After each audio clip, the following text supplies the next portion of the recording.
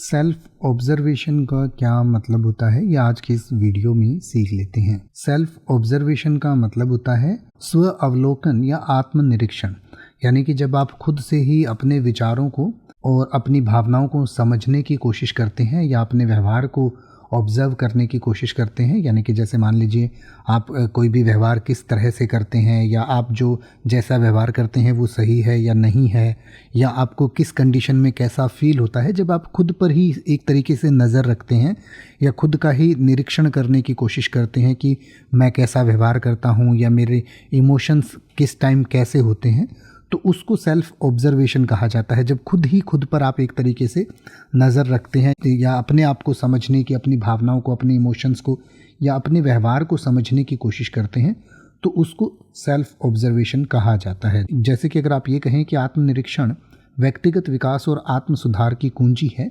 यानी कि आप खुद पर ही ऑब्जर्व करके खुद की ही एक्टिविटीज़ को, खुद ही के ही बिहेवियर या भावनाओं को या रिएक्शंस को ध्यान में रखकर उनको ऑब्जर्व करके अपने आप को बेहतर बना सकते हैं। तो आप कह सकते हैं self observation is key to personal growth and self improvement. या अगर आप ये कहना चाहें कि आत्मनिरीक्षण मुझे अपनी ताकत और कमज़ोरियों को समझने में मदद करता है, तो आप कह सकते हैं self observation helps me understand my strengths and weaknesses.